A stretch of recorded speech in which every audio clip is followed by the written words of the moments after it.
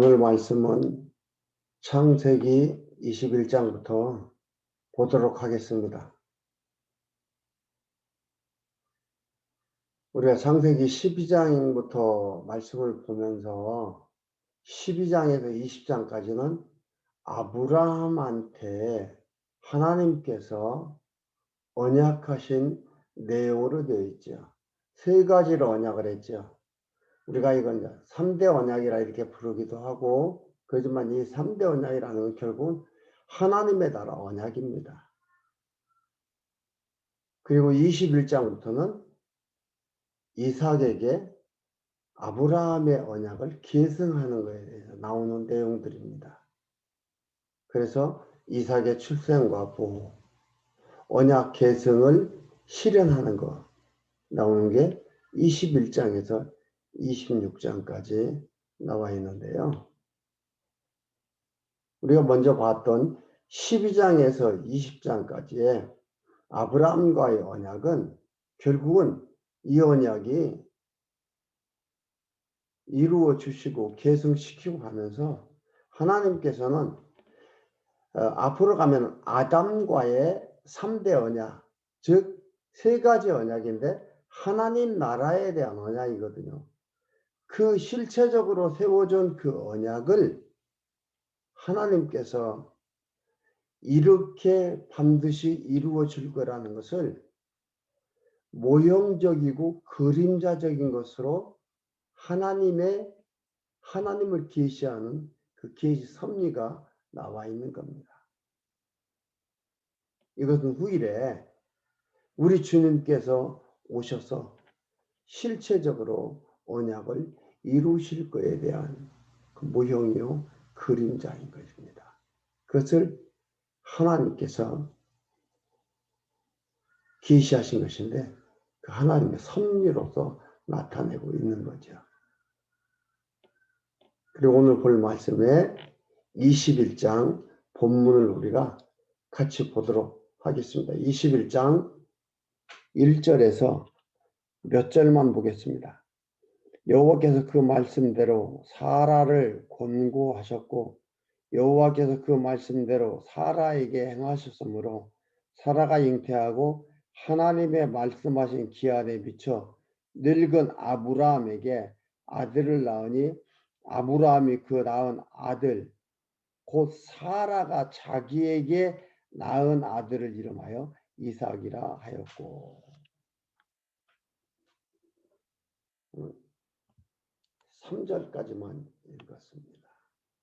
이 본문에 보면은요, 하나님께서 아브라함과 언약했던 것은 그 언약이 뭐예요? 이삭을 주겠다고 언약을 했잖아요. 그 언약했던 것은 그 언약한 대로 주었다라고 나옵니다. 그래서 21장에 보면은 이렇게 나옵니다. 여호와께서 그 말씀대로 사라를 권고하셨고 여호와께서 그 말씀대로 사라에게 행하셨으므로 그 말씀대로 여호와께서 언약을 이루시는 자가 언약하신 대로 이루어 주셨다 이 말이에요. 창세기 21장에서 26장까지는 뭐라고 했습니까? 이삭에게 언약 계승하는데요. 21장은 이삭의 출생과 보호입니다. 그 출생하는 거예요. 그 언약대로 그 말씀대로 출생했다 이 말이에요. 자기 마음대로 출생한 게 아니에요. 근데 여기에서는 하나님이 했다는 것을 강력하게 주장하는 단어가 나옵니다. 아브라함이 낳은 게 아니고 사라가 낳은 것이 아니고 하나님께서 낳도록 해서 낳았다 이 말이에요. 태를 여는 것도 하나님이고 태를 닫는 것도 하나님입니다.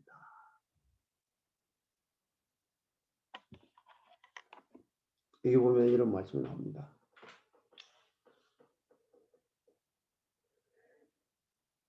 이 절 하반절에 보면은 하나님의 말씀하신 기한에 미쳐 늙은 아브라함이라고 나와요. 그리고 4절에는 그 아들 이삭이 난 지 8일 만에 그가 하나님의 명대로 할 일을 행하였더라. 그리고 또 나오는데 아브라함이 그 아들 이삭을 낳을 때 100세라. 늙은 아브라함 100세라. 얘기가 나오고 또 여기 나오는 게 뭐냐면은 7절에 또 가로되 사라가 자식들을 젖먹이겠다고 누가 아브라함에게 말했으리오마는 아브라함 노경에 내가 아들을 낳았도다 하니라. 이 말이요. 하나님에 대한 믿음이 꽉 차서 들어가는 모습이죠. 노경에 내가 아들을 낳았다. 하나님께서 말씀하시더니 그 말씀대로 죽었다 이 말이에요. 그리고 또 나오는 게 낳은 지 8일 만에 할례를 했다. 여러분 할례했다고 반드시 언약 자손 되는 게 아니에요. 언약 자손은 반드시 할례를 해야 되는 것도 아니에요. 그래서 뭐라고 했습니까? 로마서 2장 28절 29절 그 쪽에 보면은 할례는 마음에 할지니 할례나 무할례자가 율법을 지키지 않으면 다 무익하다 이 말이에요. 유익하지 않다 이 말이에요. 이 율법이 뭐예요? 예수 그리스도에 대한 모형과 그림자예요. 예수 그리스도를 말하는 겁니다. 즉 다른 말로 하면은 예수 안 믿으면은 할례 받고 할례 안 받고 중요한 게 아니다 이 말이에요. 그리스도를 믿어야 된다라는 것은 그래야 의인 된다는 게 로마서 2장 28절 19절에 나와 있는 말씀입니다. 이 할례라는 게 이들이 할례 만들고 일어나는 것들이 반드시 이방법입니다. 왜? 여러분 보면은 이스마엘 할례 받았어요. 할례 받았어요. 이스마엘, 아브라함이 돈으로 산 이방 종들 다 할례 받았어요. 근데 이스마엘이 언약 자손입니까? 아니잖아요. 이스마엘은 지금의 그 중동의 사람들의 조상이 된 거예요. 이삭을 괴롭힌 자가 이스마엘이에요. 종의 아들로 나오잖아요. 이삭은 자유인의 아들, 자유자의 아들, 사라의 아들 나눕니다.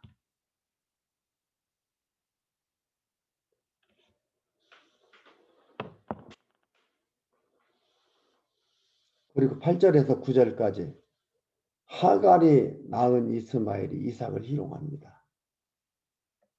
자기가 크니까, 자기가 힘이 있으니까 작은 아이 이삭을 희롱을 하죠. 그리고 10절에서 13절까지 아브라함이 하갈과 그의 소된 이스마엘을 추방을 합니다. 영원한 게 아니에요. 괴롭힘을 당했다고 실패한 게 아니에요. 약한 게 아니에요. 결국은 아브라함이 추방시킵니다. 그리고 14절에서 16절 추방을 당한 하갈과 이스마엘의 들에서 방성대곡을 합니다.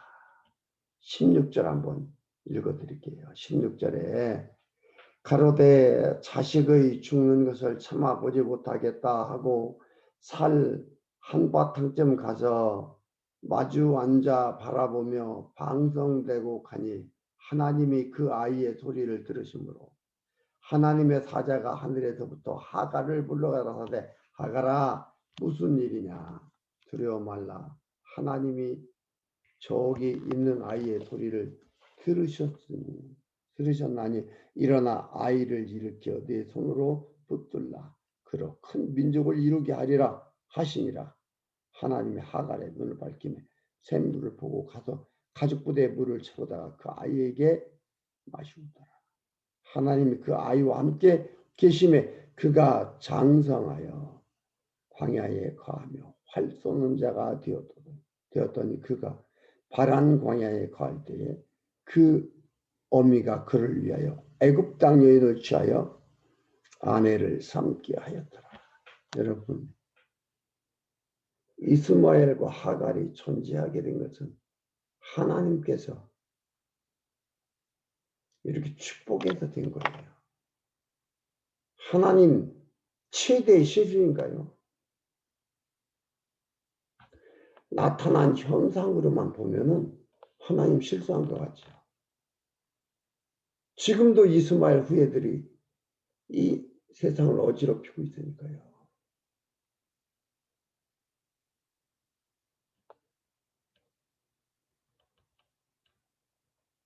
하나님은 몰랐을까요?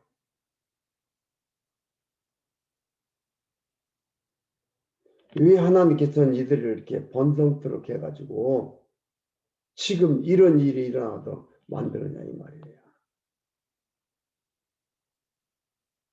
번성하고 안 하고는 자유니까 너희들 마음대로 해라 이렇게 하나님은 놔뒀을까요? 몰랐을까요? 생각해 보세요.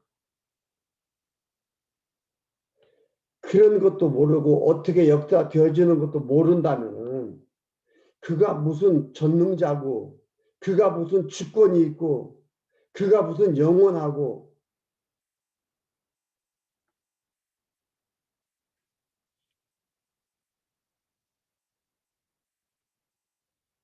그렇다면 그걸 하나님으로 인정하여 믿고 어떻게 살아갑니까? 내 인생을 어떻게 맡기고 살아가요? 어떻게 될지 모르는데 어떻게 보고 기도를 해요? 행여나 하는 거예요? 혹시나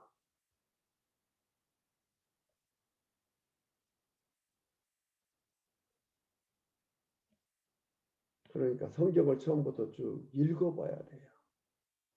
이거에 대해서 나와요. 이들은 언약 자손들이 하나님을 깨닫고 하나님을 경외하고 하나님을 찬양하도록 하기 위해서 이들을 남겨두는 거예요. 이들을 번성케 하는 거예요. 왜? 깨닫게 하기 위해서. 하나님을 꼭 붙들고 살아가도록 하기 위해서. 하나님이 아니면 안 된다는 것을 언약 자손으로 하여금 알게 해서 하나님만을 바라보며 살아가도록 이끌어가기 위해서 하는 것들입니다.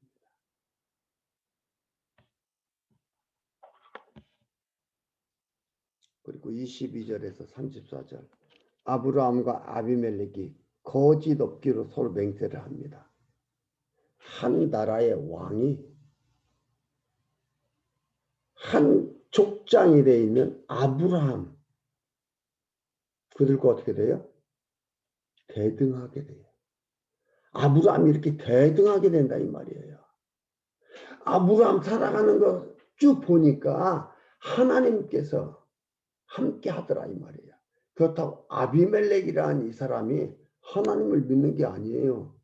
자기들이 믿는 신이 따로 있어요. 그런데 아브라함이 믿는 신 대단하더라 이 말이죠. 그래서 대등하게 평화협정을 맺습니다. 놀라운 일이죠. 하나님께서 높여줘요. 하나님께서 믿음 주고 하나님께서 높여주고 이끌어 가십니다. 그러면서 22장에 이삭의 보호가 나옵니다. 그리고 언약을 재확인시켜줍니다. 20장 1절에요. 그 일 후에 하나님이 아브라함을 시험하시려고 그를 부르시되 아브라함아 하시니 그가 가로되 내가 여기 있나이다. 여호와께서 가라사대 내 아들 내 사랑하는 독자 이삭을 데리고 모리아 땅으로 가서 내가 내게 지시하는 한 산 거기서 그를 번제로 드리라. 번제로 드린다는 건 뭐예요? 죽여서 각을 떠서 드리는 거예요. 아들 준다고 해놓고 그것 때문에 아브라함이 얼마나 헷갈렸습니까? 엘리에셀이라고 얘기도 했고 이스마엘이라고 얘기도 했고 계속해서 아브라함은 실수에 실수를 거듭해 나가는 그런 일을 했습니다. 우여곡절 끝에 하나님께서 이삭을 주던 이런 드리래요. 번제로 드리래요. 그런데 아브라함이 갈등 없이 드리러 가요. 봅시다. 3절에 아브라함이 아침 일찍 일어나 나귀 안장에 지우고 나귀의 안장을 지우고 두 사환과 그 아들 이삭을 데리고 번제에 쓸 나무를 쪼개어 가지고 떠나 하나님이 자기에게 지시하시는 곳으로 가더니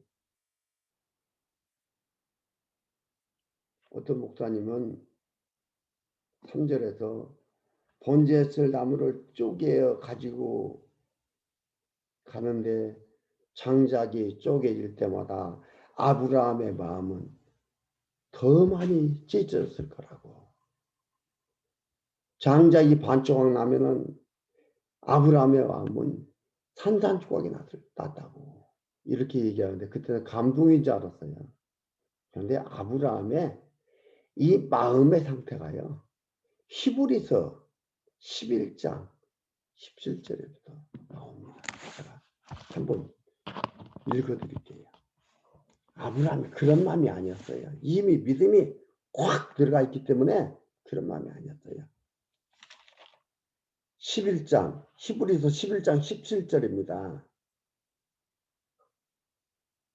아브라함은 시험을 받을 때에 믿음으로 이삭을 드렸더니 이 믿음이 어떤 믿음이냐. 저는 약속을 받은 자로되 그 독생자를 드렸느니라. 저에게 이미 말씀하시기를 하나님께서 이미 말씀하신 거예요.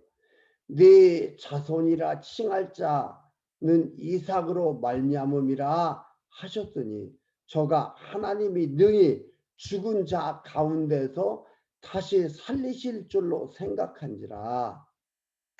비유컨대 죽은 자 가운데서 도로 받은 것이니라. 아브라함의 마음의 상태예요. 믿음의 상태예요.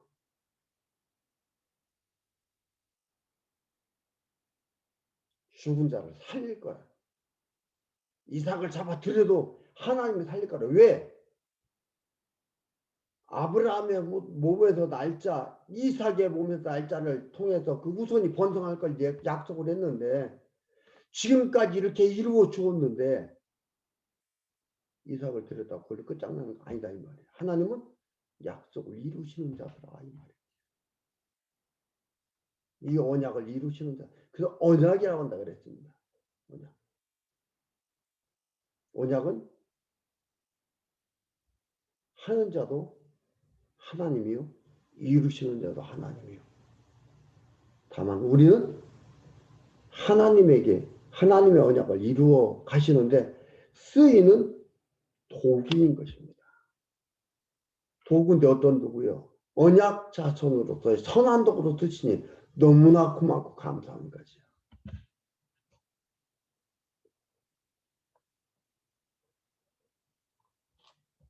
그래서 아브라함이 어떻게 말하는지 아십니까?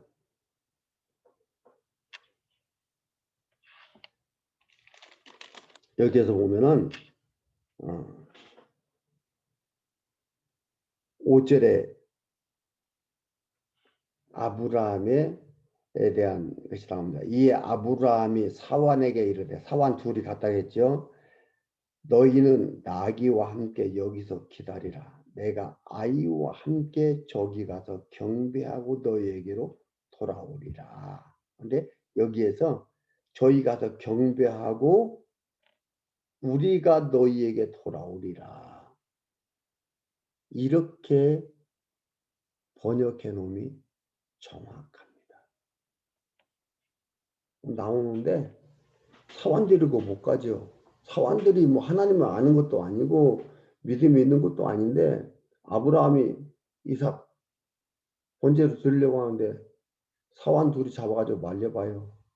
할 수 없죠. 사환을 놔두고 아브라함으로 가는데 갔다가 다시 온다 했어요. 근데 뭐라 했어요? 여기는 그냥 경배하고 너희에게 돌아오리라. 근데 히브리서 11장에 있는 거하고 이걸 보면요. 여기서 경배하고 돌아온다면 경배하고 우리가 너희에게 돌아오리라. 우리가 빠져 있습니다. 우리라는 건 복수예요. 1인칭 복수 동사예요. 우리가 돌아오리라. 복수예요. 혼자 갔다 혼자 오는 게, 둘이 갔다 혼자 오는 게 아니에요. 같이 오게 돼. 그 말이 어디에 나왔다고요? 그 마음의 표현이 히브리서 11장 17절에서 그 이하에 나와 있는 말씀. 하나님이 살실 거다. 하나님이 죽게 놔두지 않는다. 놀랍지요? 하나님께서 아브라함을 이렇게 이끌어갑니다. 그러니까 여러분 창세기 12장에서부터 자세하게 성경을 보면은요. 드디어 21장은 그 절정을 이루는 거예요. 22장은 아브라함의 믿음의 절정이 나오는 거예요. 그랬다고 해서 아브라함이 또 실수하지 않느냐? 뒤에 또 실수가 있어요. 여러분 우리가 믿음으로 살고 이 땅에 살면서 완벽하게 살아가느냐? 아니에요. 살다 보면 주변의 환경이요. 우리를 또 실수하게 만들어요. 그러나 하나님께서는 이 실수를 통해서 비해요. 하나님이 아니면 내가 살아갈 길이 없구나를 깨닫게 하는 거예요. 여호와 하나님을 의지하게 만드는 거예요. 하나님만 붙들고 나가게 만드는 거예요. 하나님만이 나의 생명이라고 고백하게 만드는 거예요. 그래서 소망을 두고 흔들리지 않고 살아갈 수가 있어요. 그렇지 않으면 여러분 이 세상은 우리의 삶이 송두리째 흔들릴 수밖에 없어요. 이 세상은 돈이 신이 되어 있는 거예요. 이미 경제가 신이 되어 있어요. 경제가 풍성하고 경제력이 있어야 알아주고 흔들어치는 거예요. 이건 교회 내에서도 그렇게 돼 있다 이 말이에요.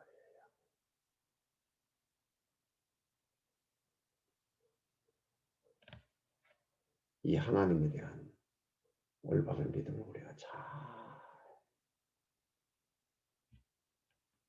세워가야 되는데 이것은 뭐예요? 성경에서 하나님을 계시하는데 그 계시하는 하나님을 정확하게 알아가야 되는 거죠. 이 세상이 얘기하는 일반적 논리하고는 다른 논리로 되어 있습니다.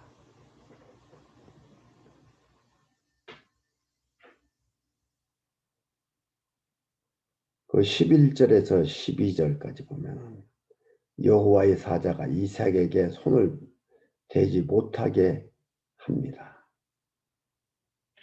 그래서 이삭을 번제로 드리려고 하는데 못되게 하잖아요. 그리고 보면은 12절에 후반절에 이렇게 나옵니다. 네가 네 아들 독자라도 내게 아끼지 아니하였으니 내가 이제야 네가 하나님을 경외하는 줄 아노라.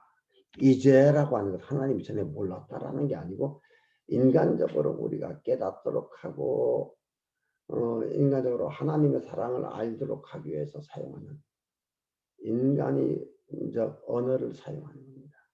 인간적 언어. 믿음을 주시는 인간적 언어에 사용하는 그 하나의 단어지. 하나 이제야 알았다라는 게 하나님께서 이제 알았다 이 말이에요. 아브라함한테 더 믿음을 주시려는 기쁨을 주시려는 그걸 얘기하는 겁니다. 그래서 눈을 들어본 적 수양의 수풀에 걸려 있어가지고 수양을 잡아서 하나님께 대신 번제를 드립니다.